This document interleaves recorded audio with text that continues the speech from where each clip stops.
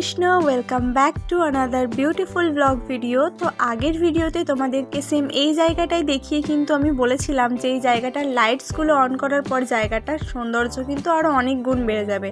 আর সত্যি সত্যি সন্ধেবেলা এই লাইটসগুলো অন করার পর জায়গাটা একদম অন্যরকমই সুন্দর লাগছিল।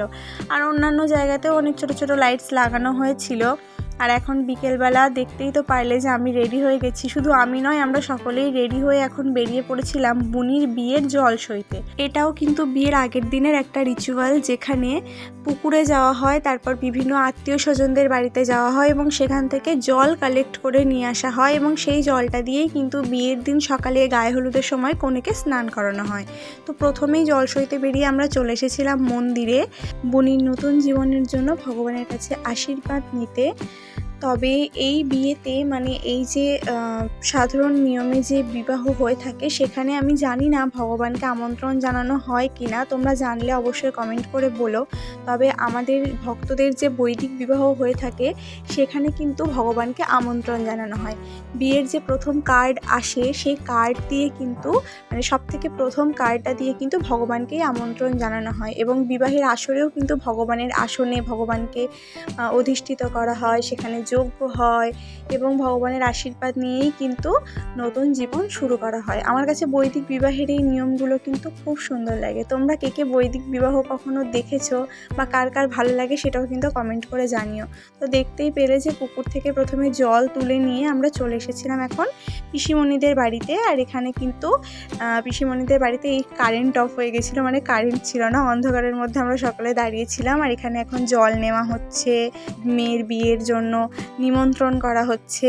পিসিমণিদের বাড়ি থেকে বেরিয়ে আমরা চলে এসেছিলাম রাধা মাধব মন্দিরে। আর এই মন্দিরে যে রাধা মাধবের বিগ্রহ রয়েছে তা বছরে একবার অষ্টম প্রহরের সময় অঙ্গরাগ করা হয়, শৃঙ্গার করা হয়।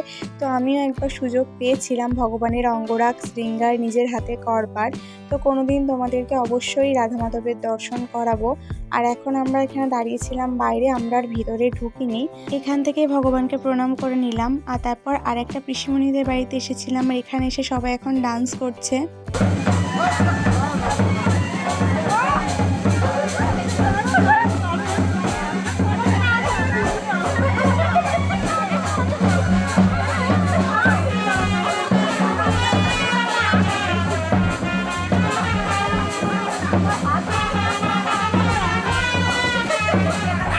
আরও কয়েকটা আত্মীয় স্বজনদের বাড়ি থেকে জল নিয়ে ফাইনালি এখন আমরা বাড়িতে চলে এসেছি। এখন অনেকটাই কিন্তু সন্ধ্যা হয়ে গেছে।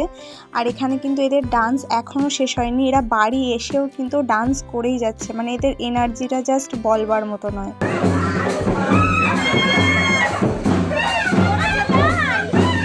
তারপর বাড়ি এসে যেহেতু আমাদের হাতে অনেকটা সময় ছিল, তাই হঠাৎ করে কোনো রকম প্ল্যানিং ছাড়াই ঠিক হয়ে গেল যে আমরা ছোটোখাটো একটা মেহেন্দির অনুষ্ঠান করব। মানে কোনো কিছুই ঠিক ছিল না, কিন্তু হঠাৎ করে মনে হলো। আর তাই বুনিকেও রেডি করা হয়ে গেল। আর রেডি হয়ে এখন আমরা সবাই বসে পড়েছি আর ওয়েট করছি কখন ফটোগ্রাফার আসবে। তো ফটোগ্রাফারও চলে এসেছে আর এখানে মেহেন্দি পরানোও স্টার্ট হয়ে গেছে। যেহেতু কোনো রকম কোনো প্ল্যানিং ছিল না মেহেন্দি অনুষ্ঠানের, তাই খুব মানে বিরাট কিছু অ্যারেঞ্জমেন্ট নেই। তবে ওই যা আছে সেটা দিয়েই আমরা নিজেদের মানে আনন্দ করতে কোনো রকম কোনো কমতি রাখা যাবে না, আনন্দ আমাদের সবসময়তেই আছে। তো আমরা ছোটোখাটো একটা মেহেন্দির অনুষ্ঠানও করে নিলাম। আর এখানে এখন মেহেন্দির ফটোশ্যুট চলছে আর আমিও হাতে অল্প একটু মেহেন্দি পরে নিয়েছিলাম। তবে কালকের দিনটার জন্য এখনও অনেক প্রিপারেশন বাকি, এখনও অনেক অ্যারেঞ্জমেন্ট বাকি, আর হাতে মাত্র আজকের রাতটুকুই সময়, তো সেগুলোও করতে হবে। তো যাই হোক, এখানে ফটোশ্যুট চলতে থাকুক। আর চলো আজকের ব্লগটা এখানেই শেষ করছি। আর ব্লগটা কেমন লাগলো অবশ্যই কমেন্ট করে জানিও, ভালো লাগলে লাইক করে দিও, চ্যানেলটা সাবস্ক্রাইব করে দিও। তো চলো টাটা অ্যান্ড হরে কৃষ্ণা।